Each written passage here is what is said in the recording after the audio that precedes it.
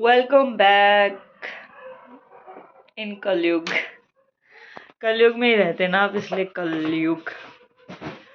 तो वही एक बात बताना चाहती हूँ। फोन गिर गया, सॉरी। कलयुग में भाई मुझे द्वापर का नहीं पता, त्रेता का नहीं पता, और अदर युग का तो पता नहीं। बट अगर कलयुग की बात करें तो सबसे ज्यादा अगर किसी ने दुनिया में गंद मचाया हुआ है तो वो हमारे मनुष्य की श्रेणी आती है। मनुष्य ने इस धरती पर इतना नरक मचा रखा है। जो हम बातें करते हैं ना स्वर्ग की, नरक की, तो मुझे लगता है कि ये स्वर्ग जैसी धरती को नरक बनाने का श्रेय जाता है हम इंसानों को। पता है कैसे? देखिए, बात में बिल्कुल एक एक परसेंट सच्चाई है। अगर आप मानो तो सही, नहीं मानोगे तो सही। That is your call. तो भाई बात ये है, देखो इंसान ने कहाँ कहाँ गंद मचाया हुआ है। इंसान ने नदियों को गंदा कर दिया है। इंसान ने जानवरों के रहने के जगहों को गंदा कर दिया है।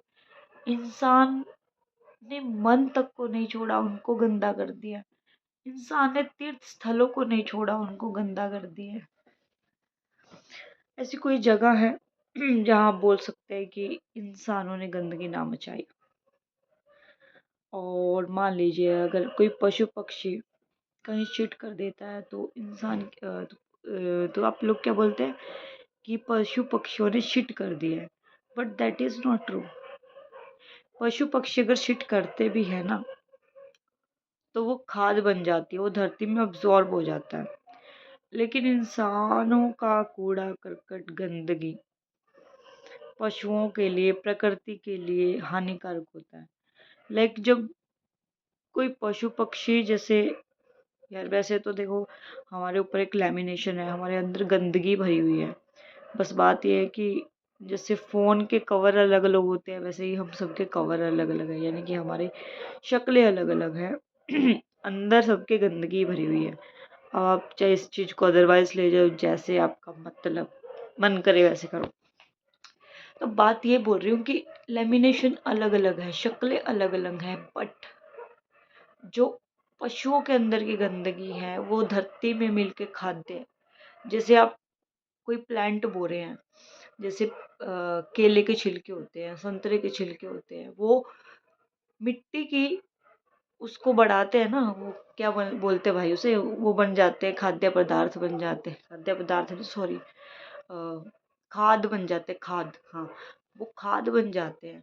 बट हमारी गंदगी पूरी धरती को धसा दिया नीचे से। पताल लोक बना दिया। गंदगी गंदगी गंदगी। आप कभी सोच के देखना, जानवरों के द्वारा किए गई, मतलब जो शिट रहते हैं वो उनसे उपले बनते हैं, गाय के गोबर से उपले बनते हैं, जिसके सॉरी टू से बट इंसानों ने इतनी धरती को मलिन कर दिया है।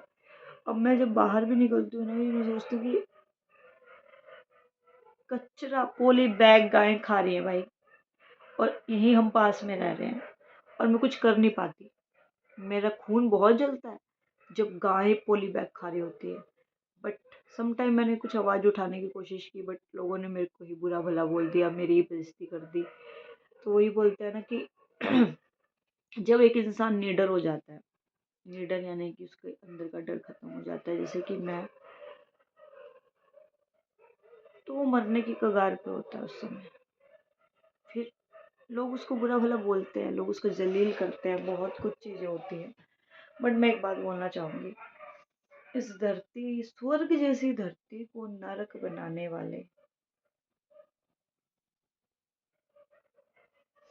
समझ गए ना आप?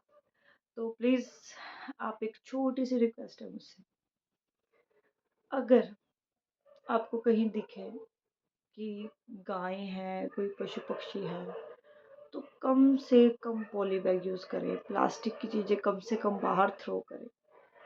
भाई ऐसे भी तो हो सकता है कि आप उन चीज़ों को मिट्टी में दबा दो ताकि कोई पशु पक्षी खा ना पाए। अभी मिट्टी खोद के तो कोई नहीं खाएगा। बाकी मेरे को इतना नॉलेज नहीं है कि मिट्टी भी खोदते हैं पशु पक्षी, मुझे नहीं पता है।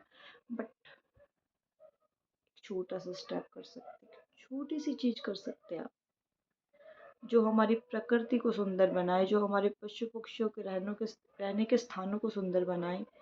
आप अपने घर को चमका के रखते हैं, पशु पक्षियों के रहने की जगहों को गंदा बना रहे हैं। That is not good.